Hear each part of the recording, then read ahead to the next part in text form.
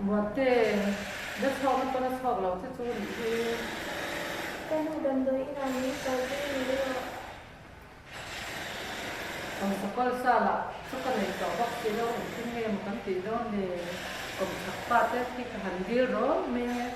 em lâu còn nữa còn lâu đẹp này rất là hay ho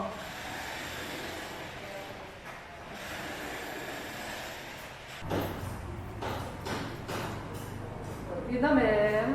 mẹ lâu rồi nghe người ta lâu lắm rồi thì cảm ơn bằng tất nhiên có lần doang luôn về chắc mẹ thì nghe in mong anh cái cho hành sợi la trần vui ngày la cái cho cái điểm tụi nó nó trẻ nằm không quen cái cho hoàn tệ đâm là ba đâm rồi đi là cái cuối mấy đầu tuần riêng cá nhân chân đó nên có sẽ là ba được sự phê rồi đặc biệt có cái này rồi xí là ba rồi sáng em rồi ta rồi cũng sống cho cái làm gì rất mấy sẽ uống gì nấu nỉ cho món tê đâm đầu thì cô cắn đầu sẽ để tin nhiên gì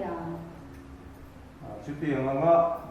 mà một na anh này anh cái chú nên chơi sáng khát khát lâu thì tầm mình chơi chút tiếng vô nên đầy thèm vô thì cái khoa nên cháu văn mang về phát mấy cao lại có phải là bóng tối về hết tiền cho đón nha đầm đối là tham quan cái bên cần cây về thì đôi nó nghĩ nè khát khát lâu hăng phát mấy cũng là đi ra phố hát sân này to lên thì coi nhìn khác không biết là bên thì bên lần câu lệ thì nó vừa tới khăn quá thà cái xe la thảm vừa tới vừa có thể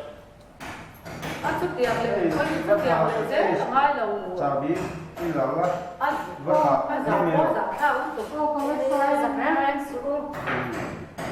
đi mua em lẩu neo cái lòng nha anh nó ổn nước tục cái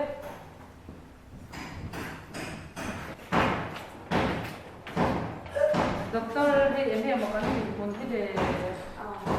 biết đi sao nữa mấy mỏ ở bên dưới chỗ ở bên xa giờ đi làm phòng cái gì